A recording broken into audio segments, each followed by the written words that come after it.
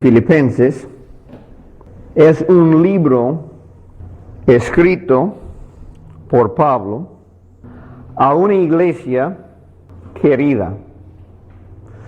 Cuando hice el bosquejo, al principio puse una carta a una iglesia perfecta. Y hasta hay razón para ponerlo, porque habla de esto en el libro. Pero después pensé, posible algún escuchante va a decir, no, este no es mi iglesia. Entonces cambié la palabra y puse activa. Una carta a una iglesia activa.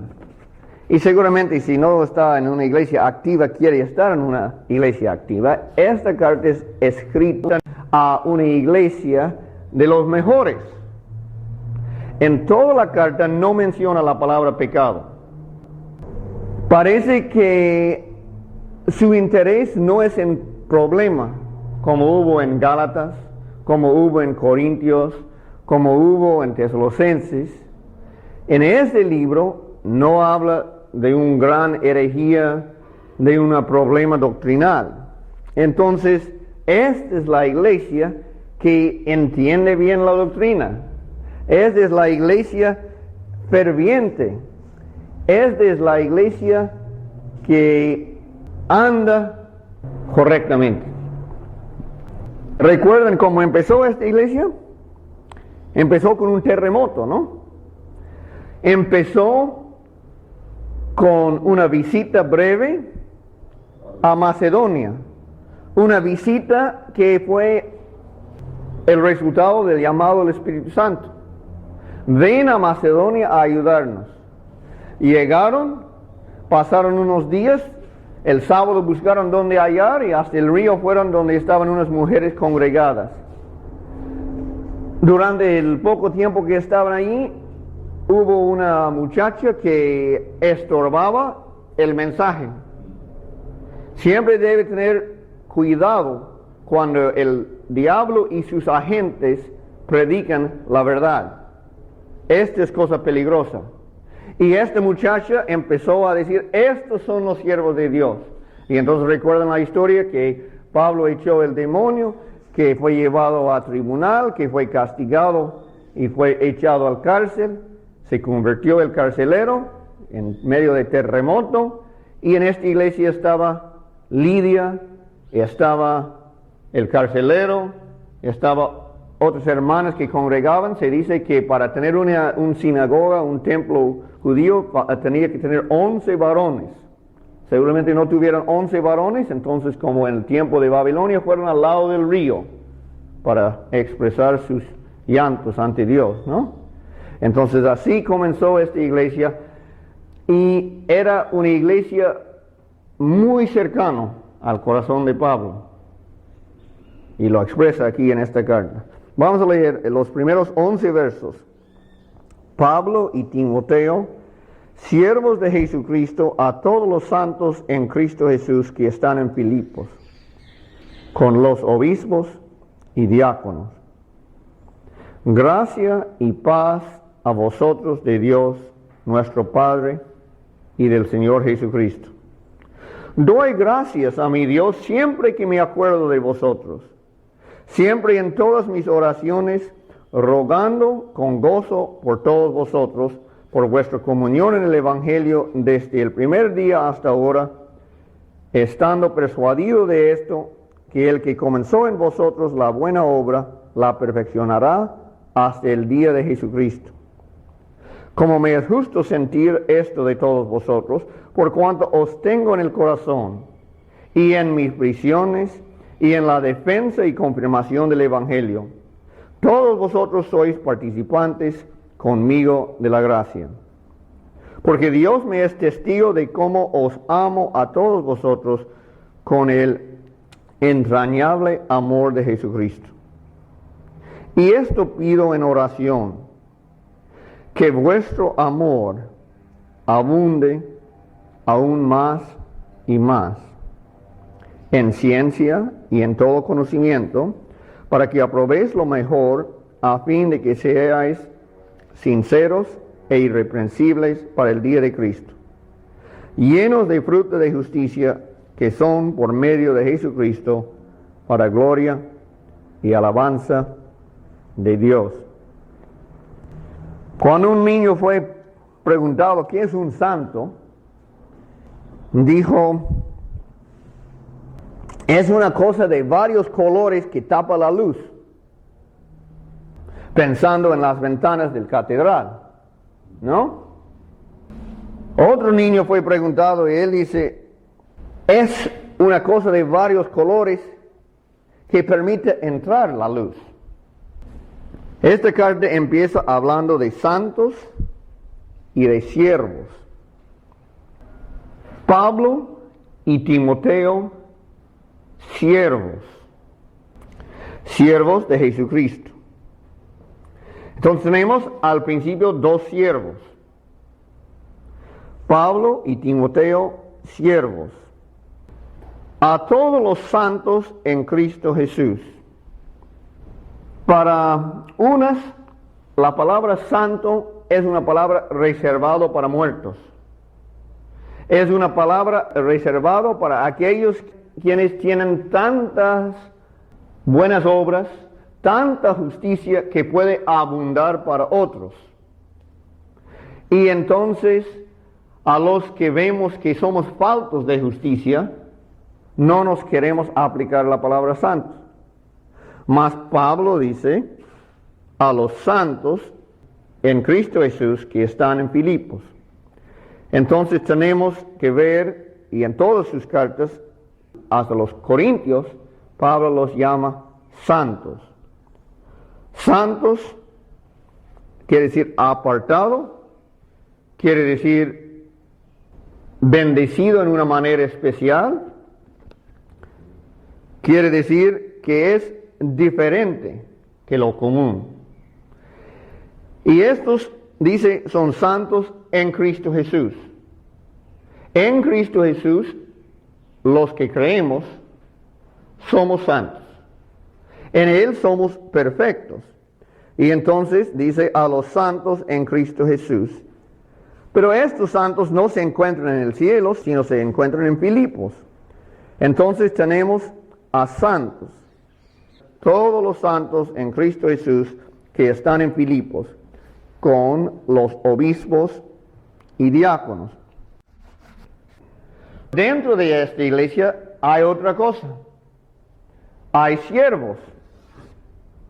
Pablo y Timoteo son siervos.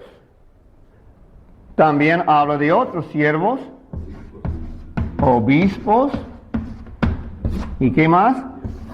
Diácono. En la iglesia hay distinción. Todos son santos, mas se distingue entre los santos a unos que son santos siervos. Y hasta hay otra distinción: estos siervos, hay obispos y hay diáconos. Estas son las clases de siervos en la iglesia que ordenaron desde el principio. Entonces, tenemos una carta escrita por Pablo, pero dice Pablo y Timoteo, siervos de Jesucristo, a todos los santos en Cristo Jesús que están en Filipos, con los obispos y diáconos. Y de esto podemos entender que también la carta está escrita a todos los santos en el mundo. Está escrito a nosotros que creemos. Esta carta no es escrito a los incrédulos. Esta carta no es escrito a los que no son santos. Esta carta es escrito a creyentes. Y esto debemos tener en mi mente mientras lo estudiamos. Dice: gracia y paz a vosotros de Dios nuestro Padre y del Señor Jesucristo. La gracia es ser considerado mejor que es. Pablo al principio de esta carta desea para la iglesia que Dios considere a la iglesia mejor que es. Y al fin de la carta también termina con gracia. La gracia está a los dos lados de esta carta. Entonces él está deseando que Dios considere a la iglesia mejor que es. ¿Será que la iglesia tiene faltas? Seguramente. Pero él dice, ¿y estos santos será que tienen faltas? Seguramente. Pero él dice que sean considerados santos, considerados perfectos, considerados mejor que son. También desea a la iglesia la paz del Señor Jesucristo. La paz de Dios, la paz del Señor Jesucristo, seguramente es paz para con Dios. La paz para con Dios es ser aceptado para con Dios. Y sabemos que Dios no acepte a nada menos lo puro, lo santo y lo perfecto. Entonces sabemos que esa paz solo tienen los que son perfectos. Pero también sabemos que no hay perfecto ni aun uno, a menos que somos perfectos en Cristo Jesús. Entonces los que han aceptado a Cristo como su Salvador, tienen la paz para con Dios. Pero él ya está hablando, está escribiendo a santos, a los que tienen paz para con Dios. Entonces especialmente veo que la paz que él desea para la iglesia aquí es una paz de Dios. La paz de Dios es una experiencia en la vida. Es una manera de vivir, es una actitud. Esta paz es una paz que llena la vida de los que creen en Dios. Y es una paz que puede ir en aumento. Entonces, él desea que Dios los considera mejor de lo que son y que ellos tengan paz, especialmente paz entre ellos, el paz de Dios, que es de Dios. El verso 3 dice, doy gracias a mi Dios siempre que me acuerdo de vosotros. Entonces he puesto en el bosquejo y en la parte segunda he dicho gracias a Dios, versos 3 a 8. Entonces de esta porción veo como gracias. Doy gracias a mi Dios siempre que me acuerdo de vosotros. ¿Y por qué es que da gracias a Dios cuando recuerda de ellos? Siempre en todas mis oraciones rogando con gozo por todos vosotros. Entonces cuando él piensa de la hermandad ahí en Filipos, él da gracias a Dios. Esa es una iglesia que anima al corazón de Pablo. Él da gracias a Dios y siempre en sus oraciones rogando con gozo por todos vosotros. Cuando él ora a Dios en cuanto a esta iglesia, es con gozo. ¿Cree que pudo haber dicho esto de Gálatas? Lo dudo. Pero cuando está orando en cuanto a la iglesia, a los hermanos que están en Filipos, es con gozo que está orando. Siempre en todas mis oraciones rogando con gozo por todos vosotros, por vuestra comunión en el Evangelio. Con esta iglesia él tiene una comunión, pero es una comunión en el Evangelio. Entonces, aunque este libro no es una exposición del Evangelio, nos toca recordar qué es el Evangelio. El Evangelio es las buenas nuevas de Cristo. Es las buenas nuevas de lo que Cristo hizo en este mundo en el primer siglo. El Evangelio es acerca de Cristo. El Evangelio no es acerca de nosotros. Es acerca de Cristo. El Evangelio es para salvación. El propósito del Evangelio es salvar al hombre. El Evangelio es para salvación. Y el evangelio es cosa acabada en el primer siglo. El evangelio se encuentra en Mateo, se encuentra en Marcos, se encuentra en Lucas y se encuentra en Juan. El evangelio comienza con la encarnación de Cristo y termina con su ascensión. Este es el evangelio que Pablo predicaba. Y de esto está hablando aquí.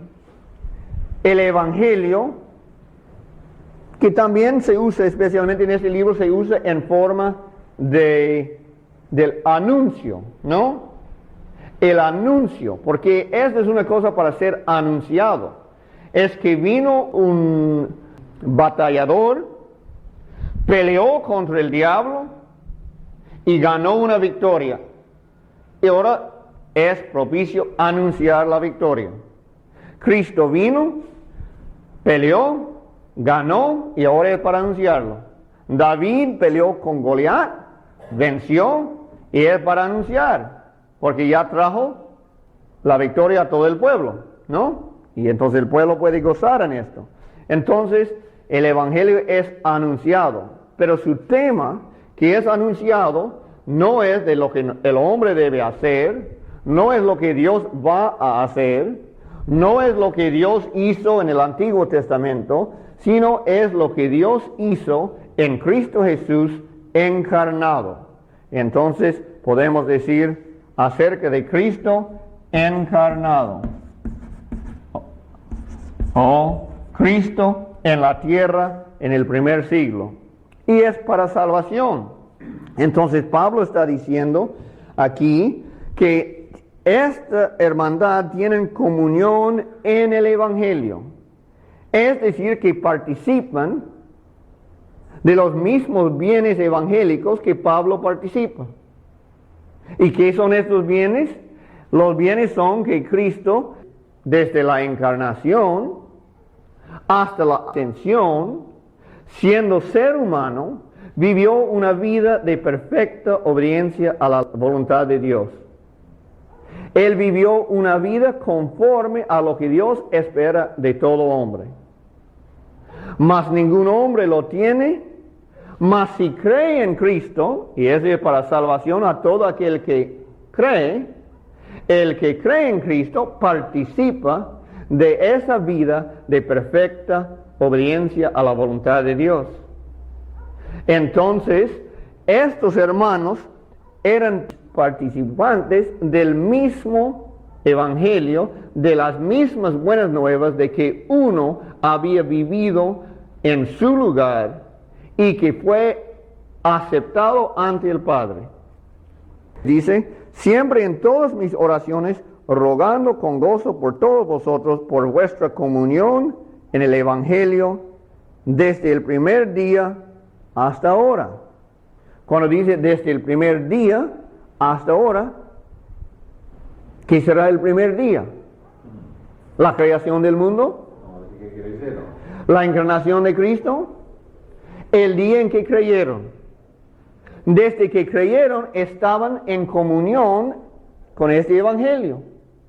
Lo que Pablo es ante Dios, o era en aquel entonces, son ellos ante Dios.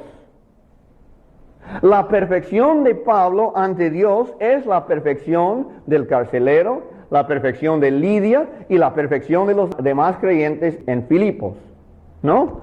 Desde el primer día, el día en que creyeron, hasta ahora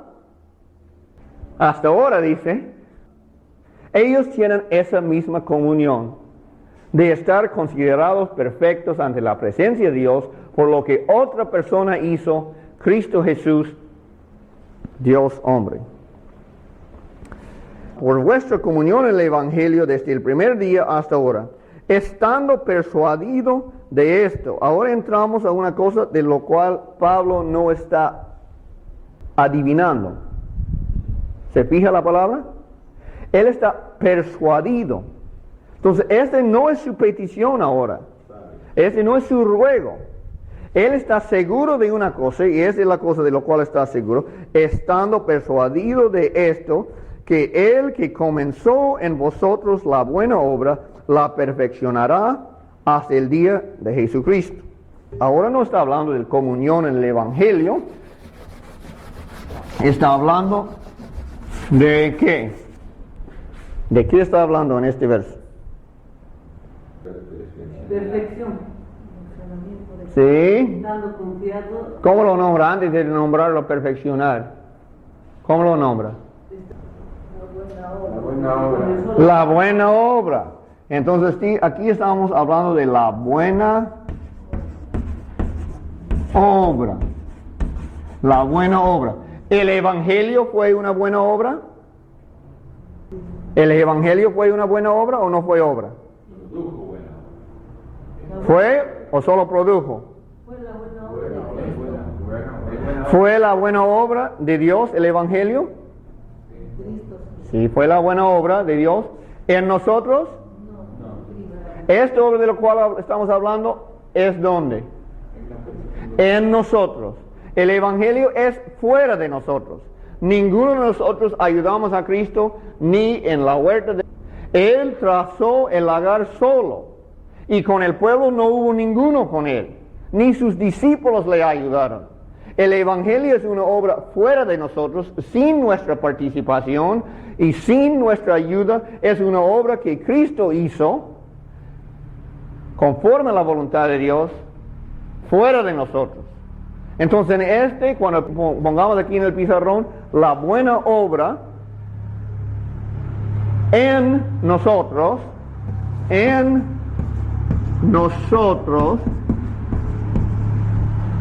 ¿estamos hablando del Evangelio o de otra cosa? A ver las manos. ¿Cuántos dicen que la buena obra en nosotros es el Evangelio? ¿Cuántos dicen que la buena obra en nosotros no es el Evangelio? ¿Cuántos están pensando todavía? Es simplemente que la buena obra es fruto del Evangelio.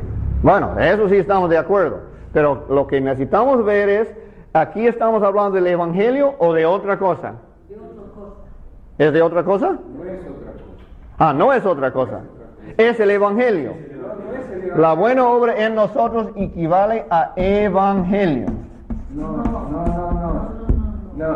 La buena obra en Cristo equivale a Evangelio. ¿Eso está bien o la otra? La buena obra en Cristo equivale a Evangelio. Lo que yo encuentro es que la buena obra en nosotros es distinto, mas no divorciado,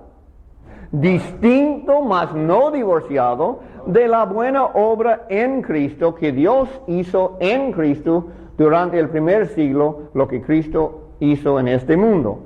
Y la obra de Dios en Cristo entiendo de nombre Evangelio. Y la obra de Dios en nosotros, para mí, no es Evangelio ni parte de ella. Se distingue, pero no divorcia. Entre yo y mi esposa debe distinguir, pero no divorciar. Entre Dios Padre y Dios Hijo debe distinguir, pero no divorciar. Entonces aquí estamos hablando de la buena obra en nosotros. Y vemos que esta buena obra, estando persuadido de esto, que el que comenzó en vosotros la buena obra, la perfeccionará hasta el día de Jesucristo. Entonces vemos que esta buena obra tiene comienzo y tiene fin. Así dice la palabra, ¿no? La buena obra que Él comenzó en vosotros, la buena obra, la perfeccionará hasta el día de Jesucristo. Esa es una obra que tiene comienzo y comenzó ¿dónde? ¿Dónde comenzó esta obra? En ellos. En ellos decimos en el carcelero, ¿no? Carcelero. Carcelero. Una obra comenzó en algún día en el carcelero. Hasta posible sabemos el día. Si saben qué día fue el terremoto en Filipos, pues ahí tiene el día cuando comenzó la buena obra en este carcelero.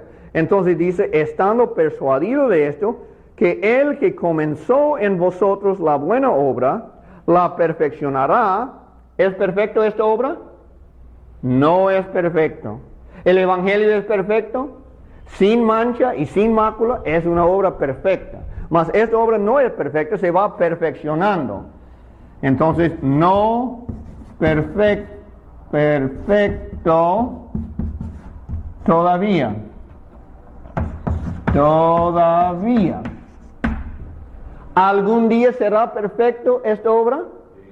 ¿En qué día? El día de Jesucristo. El día de Jesucristo. Entonces es una obra que tiene su fin en el día de Jesucristo. Y se puede estudiar el Nuevo Testamento y ver el día de Jesucristo es el día de su venida, es el día de la glorificación. Esta buena obra que es hecho en nosotros tiene su comienzo cuando creemos y tiene su fin cuando le veremos, porque seremos tal como Él es. De esta obra está hablando aquí hasta el día de Jesucristo. Mas nos falta una cosa muy importante. Esta buena obra, hemos hablado del cuándo, hemos hablado del qué. El qué es perfeccionar, ¿no?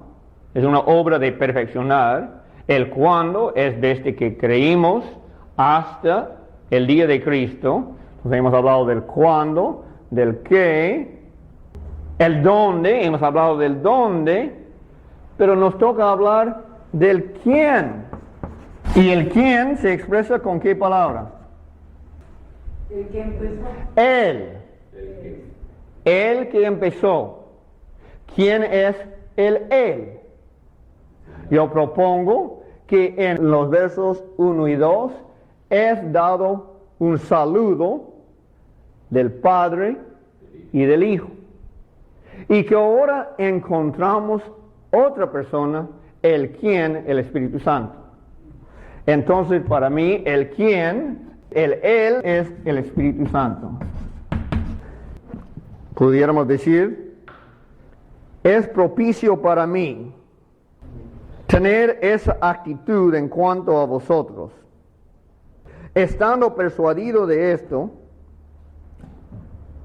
estoy seguro de una cosa, que el Espíritu Santo, quien comenzó a labrar en vosotros una buena obra, seguirá labrándolo hasta la venida de Cristo. Bueno, hemos hablado del comienzo y fin, hemos hablado de Él que lo hace y hemos hablado de lo que hace. Esta es una obra de perfeccionar, es una obra incompleta e imperfecta. El Evangelio es una obra completo y perfecto y acabado en el primer siglo. La obra de la cual habla aquí es una obra incompleta y no acabada. Es una obra que tiene todavía un proceso. Entonces el verso 7, como me es justo sentir de todos vosotros, por cuanto os tengo en el corazón, y en mis prisiones, y en la defensa y confirmación del Evangelio, todos vosotros sois participantes conmigo de la gracia. Pudiéramos decir, porque vosotros están en el centro de mi ser, ¿no? Aquí Pablo entonces muestra que en el centro de su ser, su corazón, y la Biblia usa esta palabra en muchos textos y da a entender que es el lugar principal de una persona. No estamos hablando de algo físico. No es que Pablo tiene a todos los miembros que están en Filipos dentro de su cuerpo, sino dentro del centro de su ser Él guarda a esta iglesia. Él los tiene en su corazón. Como nosotros también debemos tener a Cristo en nuestros corazones. En el centro de nuestro ser, ¿no? Cosa principal. Y dice, por cuanto os tengo en el corazón. Y después dice que ellos participan en sus prisiones, en la defensa y confirmación del Evangelio, que debe ser que también en los corazones de ellos está Pablo. Y también son tan estrechamente relacionados que lo que pasa a Pablo, en un sentido pasa a ellos. Y lo que pasa a ellos, vemos también que va a tener algo de efecto en la vida de Pablo, ¿no? Entonces, ellos fueron a prisión con él. Él se encuentra ahora en su primer tiempo de prisión en Roma. En ese tiempo, según entendemos, le fue dado oportunidad de tener una casa, aunque debe haber sido pequeño, y él era prisionero. Entonces, aquí escribe de Roma, siendo prisionero. En la defensa y confirmación del Evangelio, ellos también deben haber predicado, y ellos también entonces están en la defensa y confirmación del Evangelio. Es decir, el anuncio del Evangelio es una cosa que defiende y que confirma. El verso 8, porque Dios me es testigo de cómo os amo a todos vosotros con entrañable amor de Jesucristo. Esta palabra entrañable vamos a encontrar en varias partes en este libro. Es una palabra que expresa la acción de la mente que llega a ser tan profundo que toca al estómago, a las entrañas. ¿Qué son entrañas para ustedes? Los intestinos. Los intestinos. Pues esta es una cosa que empieza en la mente. Es una actitud, y esta palabra vamos a encontrar por todo el libro, es una actitud tan fuerte. Hasta los intestinos son afectados, ¿no? No es que solamente es algo de los intestinos, sino es algo que comienza en la mente, pero es tan fuerte que hasta los intestinos tienen su efecto en las entrañas, ¿no? Entonces este es el amor que él tiene, como os amo a todos vosotros con el entrañable amor de Jesucristo. Después entonces pasamos al verso 9, los versos 9 al 11 dice, y esto pido en oración.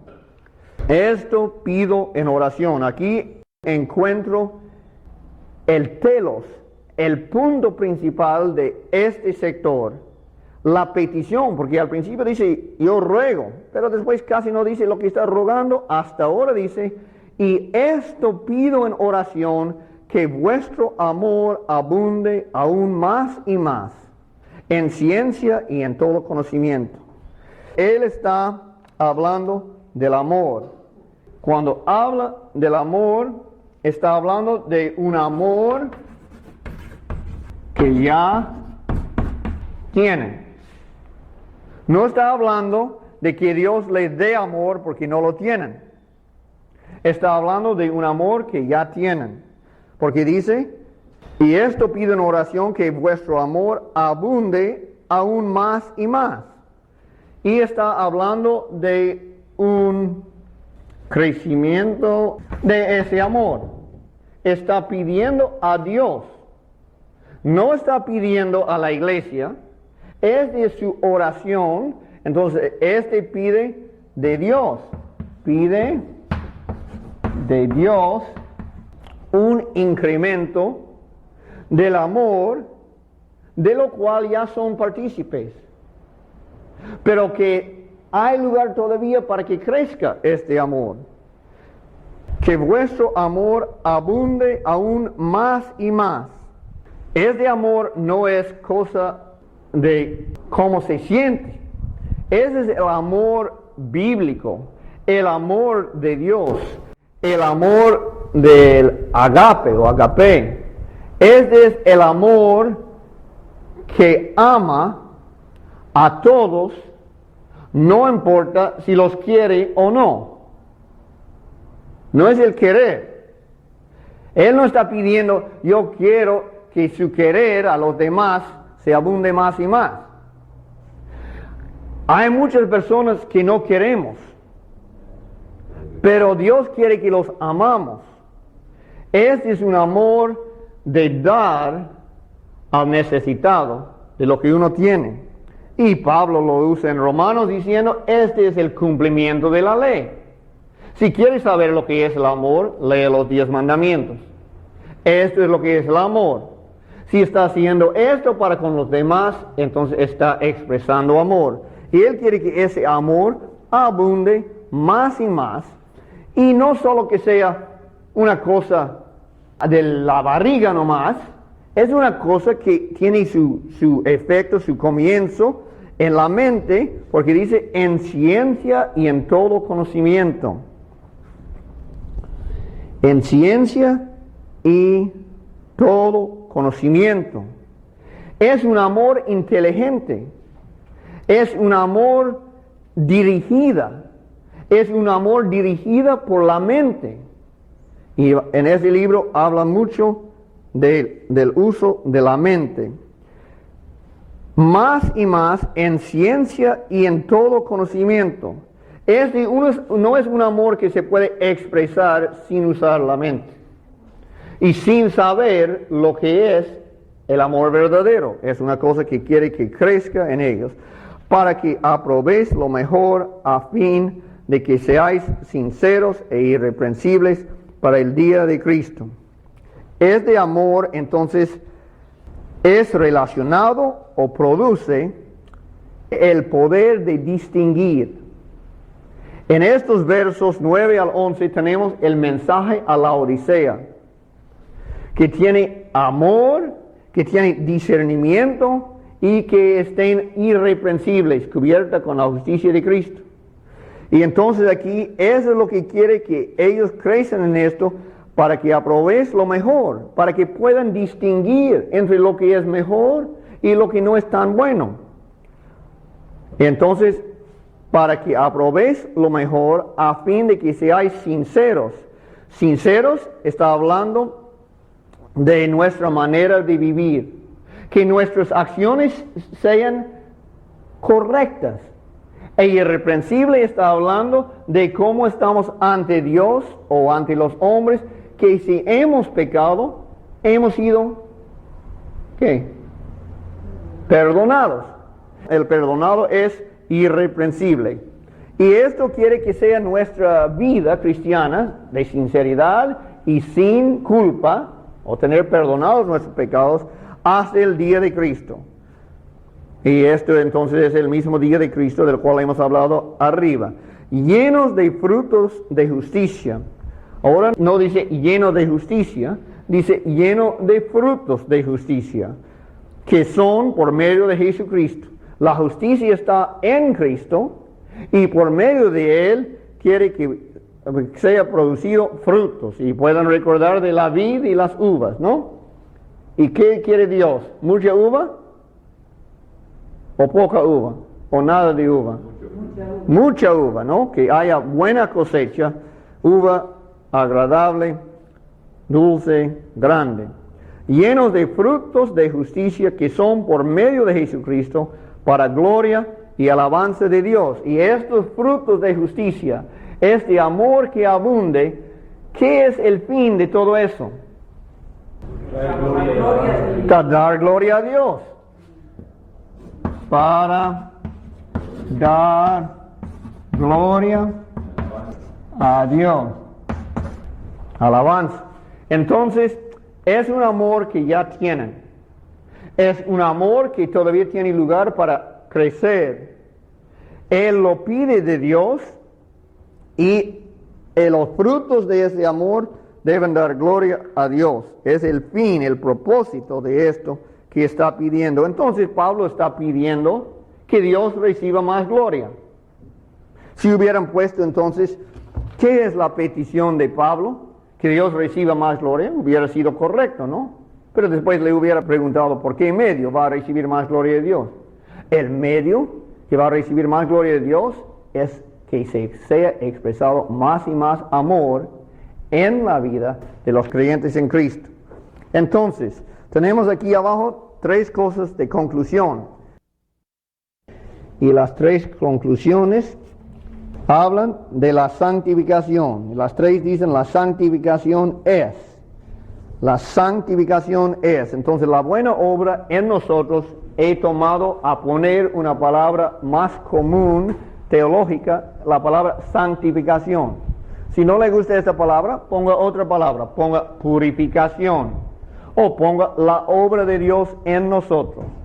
Pero para hacerlo claro en cuanto a nuestra herencia de usar la palabra santificación, uso esta palabra. Y la palabra santificación entonces dice aquí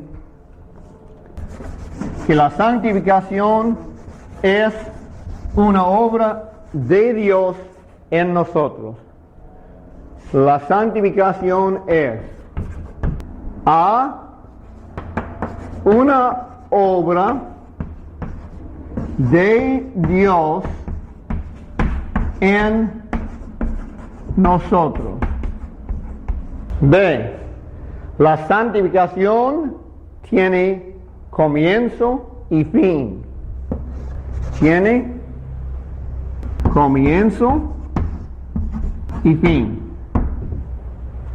No en el sentido de propósito, sino en el sentido de tiempo, ¿no? Y C. La santificación es una obra progresiva. Que vuestro amor se abunde más y más. Entonces, las palabras más y más, pueden pensar aquí. Comienzo y fin, el que comenzó en vosotros. Y el Él para mí es Dios, el Espíritu Santo, que comenzó en vosotros.